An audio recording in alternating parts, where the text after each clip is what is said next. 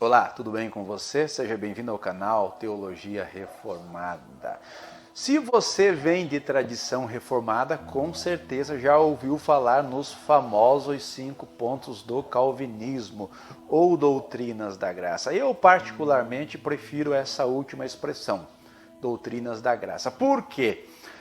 5 pontos do calvinismo pode passar aquela impressão de que foi Calvino quem escreveu esse documento, quando na verdade nós encontramos sim nas Institutas de Calvino em seus comentários e outros escritos material abundante a respeito das doutrinas da graça. Mas os 5 pontos do calvinismo, por assim dizer, eles foram escritos e cristalizados e estabelecidos definitivamente no Sínodo de Dort, entre 1618 e 1620.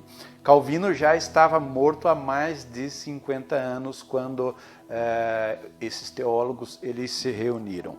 Os 5 pontos do calvinismo ou doutrinas da graça são apresentados tradicionalmente numa visão bastante teológica sobre o seguinte acróstico, TULIP, onde cada letra remete a um ponto do calvinismo. Então, T de total depravação, todos são pecadores. O de uma incondicional eleição em Cristo pela graça. L de limitada expiação na morte de Cristo. O I de irresistível graça. E o P de perseverança dos santos. Essa é a visão mais comum, tradicional, que nós vamos encontrar nos grandes livros de teologia sistemática, como por exemplo, na sistemática do Berkhoff, do Charles Hodge e outros. Mas eu gostaria de apresentar para vocês uma outra maneira de estudar as doutrinas da graça, sobre uma outra ótica, uma outra distribuição desses pontos. Não se altera o conteúdo teológico, apenas a disposição. Quem trabalha isso detalhadamente é este autor aqui chamado John Piper, em seu livro 5 pontos, em direção a uma experiência mais profunda da graça de Deus. Piper é um autor reformado, batista, norte-americano, muito querido, muito conhecido no Brasil, lido por quase todos aqueles que se identificam com a teologia reformada. E o Piper ele vai fazer aqui uma apresentação dos 5 pontos das doutrinas da graça de uma maneira mais pastoral, mais experimental e menos teológica, talvez. É teológica sim, porque as bases, o embasamento vem das confissões, vem da palavra de Deus, como deve ser todo o livro, mas ele é experimental e pastoral no sentido de que remete o leitor à sua caminhada com Deus, à sua experiência, à sua vivência cristã.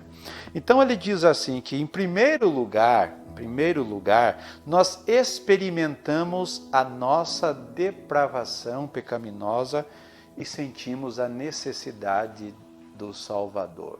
Num determinado momento da vida, a pessoa ela ouve o Evangelho, ela lê a Bíblia, ela tem algum contato com o meio de graça que é a palavra de Deus, e o Espírito Santo desperta lá no coração dela a consciência de que alguma coisa está errada.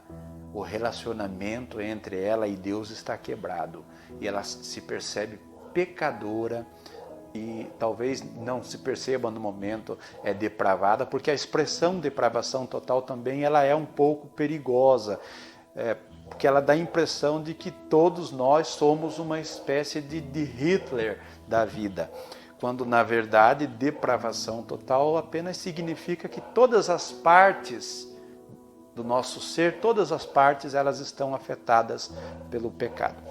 Em segundo lugar, a pessoa experimenta a graça irresistível de Deus a levando a fé em Cristo.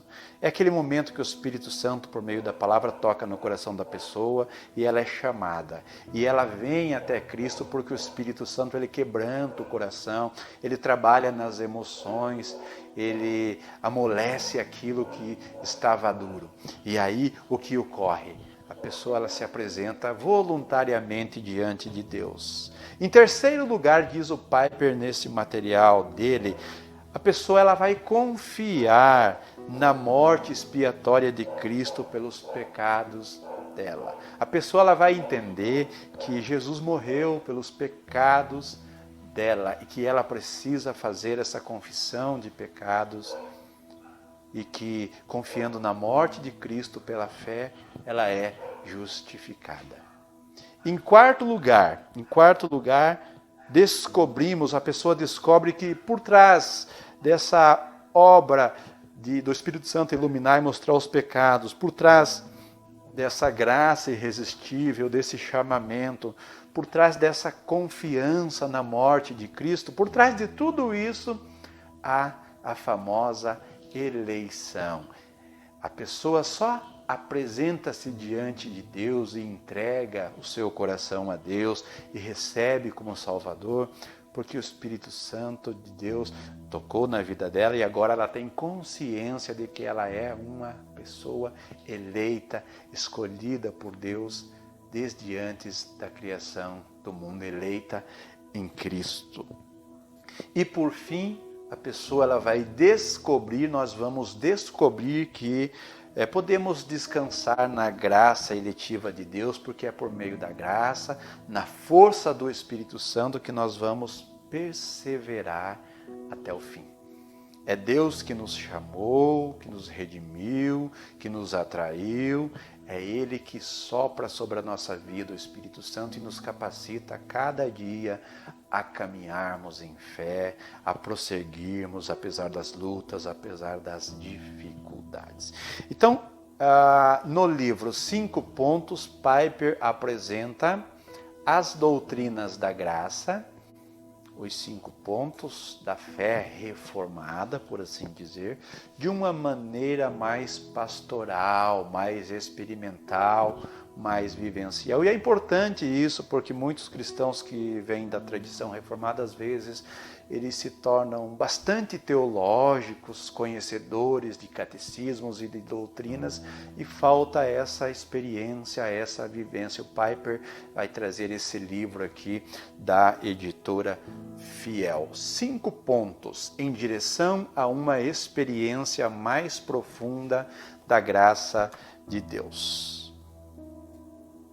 Ele trabalha raízes históricas, ele vai trabalhar, no caso, a depravação total, a graça irresistível, a expiação limitada, a eleição incondicional e a perseverança dos santos, nessa sequência de experiência. Ele traz também um testemunho pessoal sobre como ele encara e como ele tem vivido essas questões teológicas práticas na sua vida e ministério, e ele traz também no final do livro uma série de testemunhos a respeito das doutrinas da graça. Ele vai citar Agostinho de Hipona, Jonathan Edwards, ele vai trabalhar também George Miller, Charles Spurgeon e outros gigantes da fé. Então fica aí a dica de leitura e também para que eu, todos nós venhamos a meditar sobre as doutrinas da graça, os 5 pontos, mas dessa maneira mais vivencial, mais pastoral, mais experimental. Que Deus te abençoe.